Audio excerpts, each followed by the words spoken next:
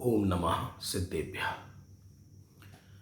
Jain principles की चर्चा चल रही थी, जैन सिद्धांतों की चर्चा चल रही थी और उसमें हमने देखा कि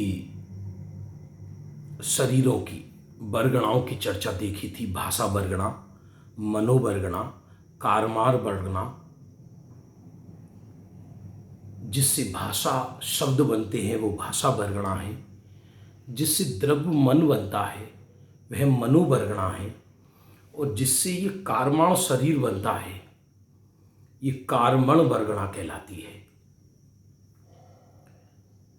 इससे एक बहुत बड़ा सत्य सिद्ध होता है, वह यह कि दुनिया में चाहे ये शरीर हो हमारा, इसका कर्ता मैं नहीं हूं, आहार वर्गणा है।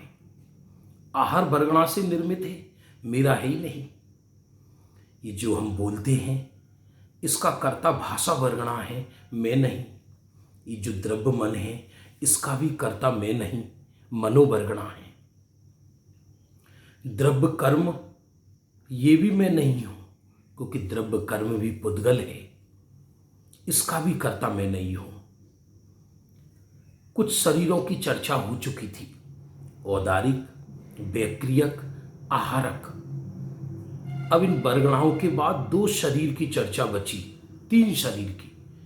कारमण शरीर किसे कहते हैं? पहले चर्चा की थी कारमाण वर्गणा की, माने जो वर्गणा कर्म रूप परिणमित होती है वह कारमाण वर्गणा है। अब कारमाण शरीर किसे कहते हैं? ज्ञाना वर्णादि अष्ट कर्मों के समूह को कारमाण वर्गणा कहते हैं। आपको समझ में आ रहा होगा क्या कहा? ज्ञाना वर्णादि अष्ट कर्मों के समूह को कारमाण शरीर कहते हैं। माने क्या कि जो हम जैसे परिणाम करते हैं, हमारे परिणामों का निमित्त पाकर जो अकर्म रूप पुद्गल थे, अकर्म रूप पुद्गल, वो कारमाण वर्गणा रूप परिणमित होकर कर्म रूप परिणमित हो जाते हैं।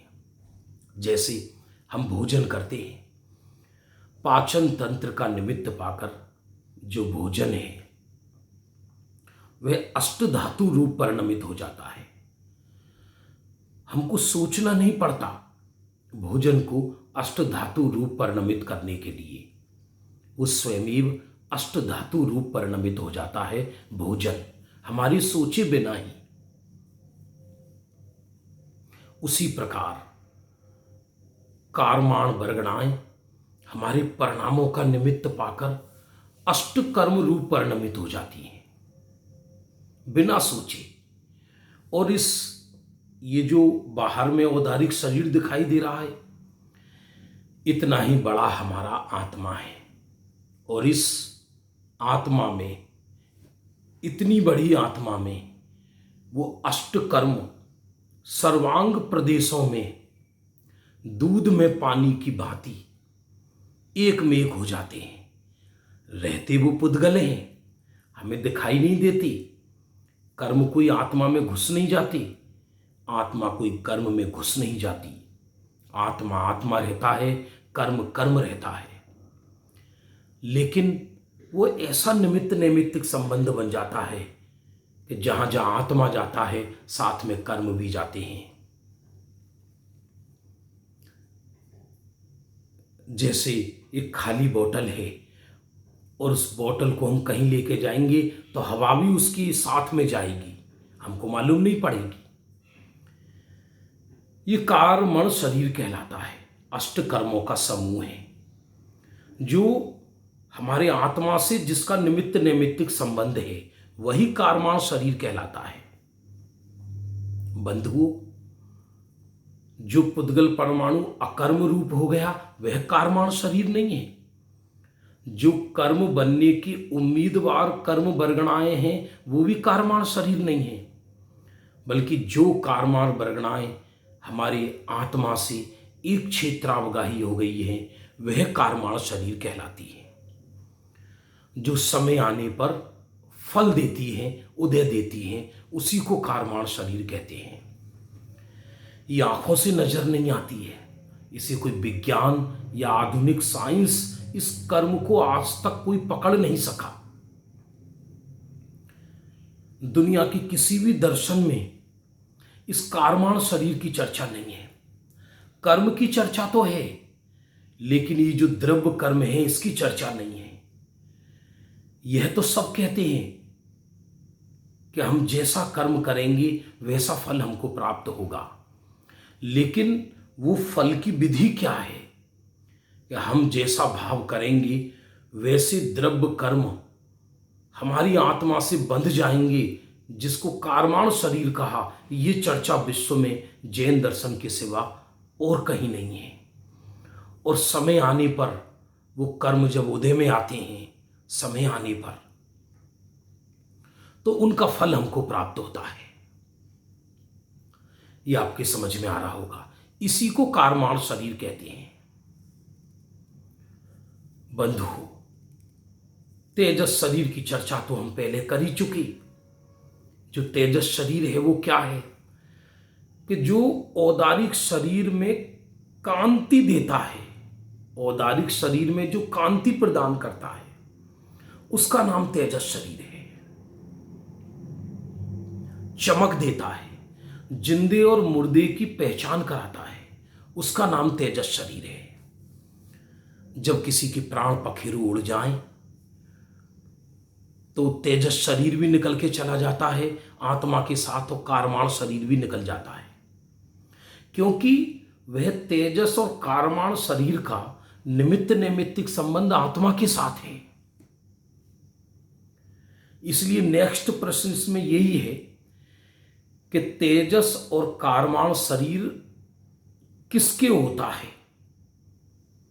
तेजस और कारमाण शरीर किसके होता है? कि तेजस और कारमाण शरीर सभी संसारी जीवों के होता है।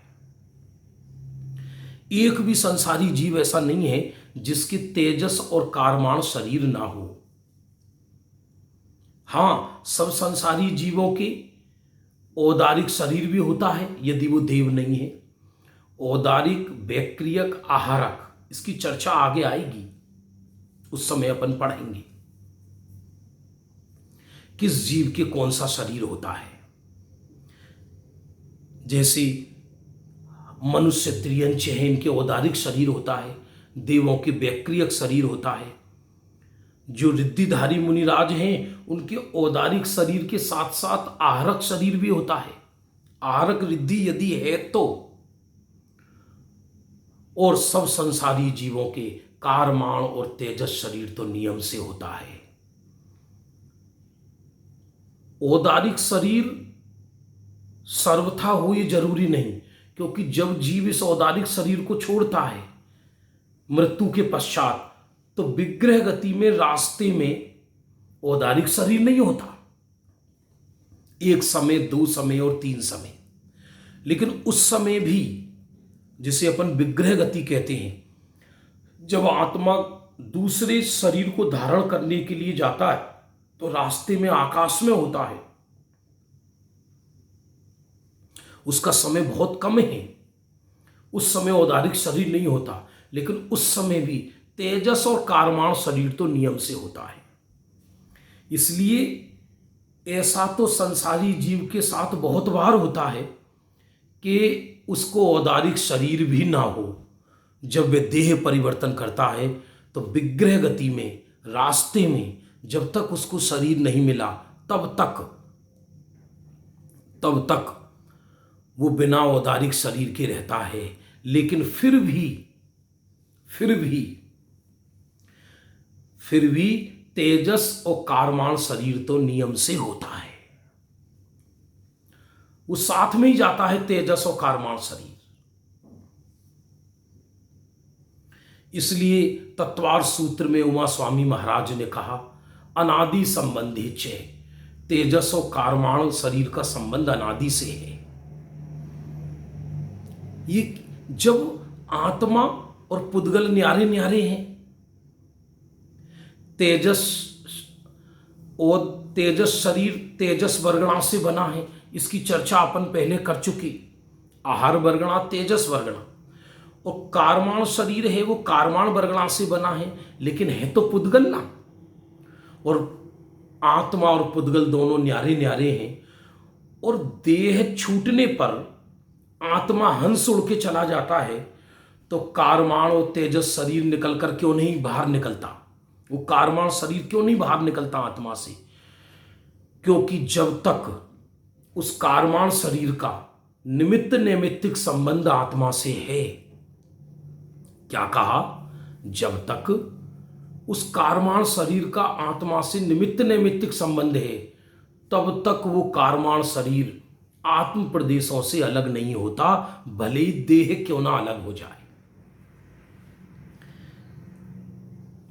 बड़ा विचित्र विज्ञान है ये, बड़ा विचित्र साइंस है ये।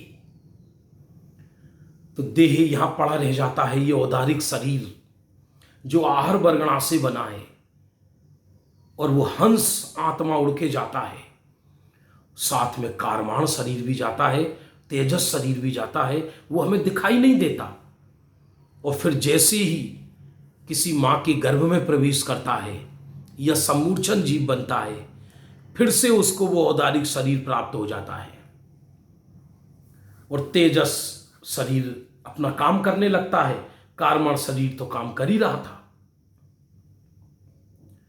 इसलिए लिखा इसमें तेजस और कारमाण शरीर सभी संसारी जीवों के होता है, कोई भी संसारी जीव सही, यहां तक कि अरहंत भगवान के भी तेजस और कारमाण शरीर है, भले ही उनके मोह नहीं है।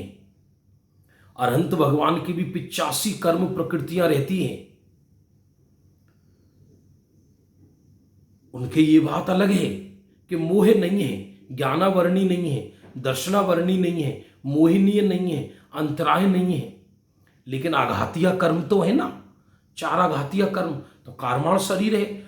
उनका जो शरीर वो परमोदारिक है, औदारिक नहीं है, परमोदारिक है, लेकिन परमोदारिक शरीर में कांति पैदा कर रहा है तेजस शरीर।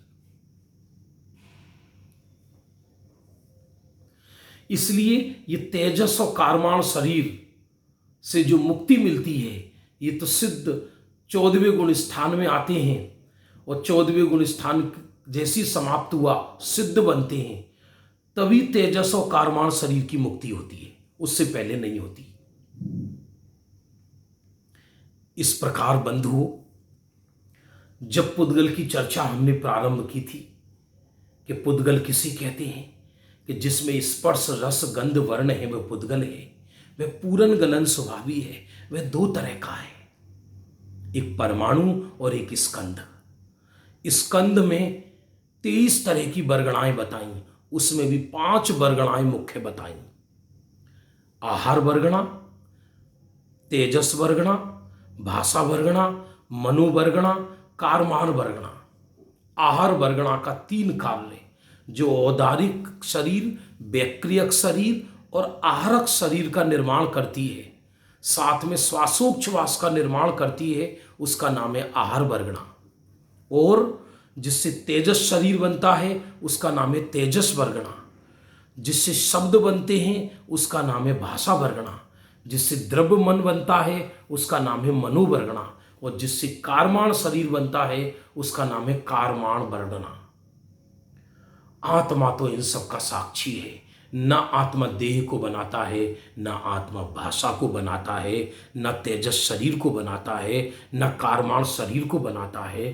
कोई आत्मा तो आत्मा माने मैं एक अमूर्तिक चैतन्य तत्व हूं।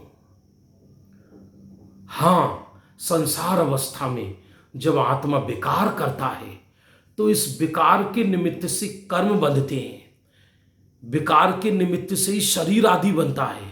इन वर्गणाओं का जीव से निमित्त नैमित्तिक संबंध बन जाता है, और जैसे ही आत्मा विकार से पूर्ण मुक्त होता है तो इन वर्गणाओं का निमित्त नैमित्तिक संबंध भी समाप्त हो जाता है।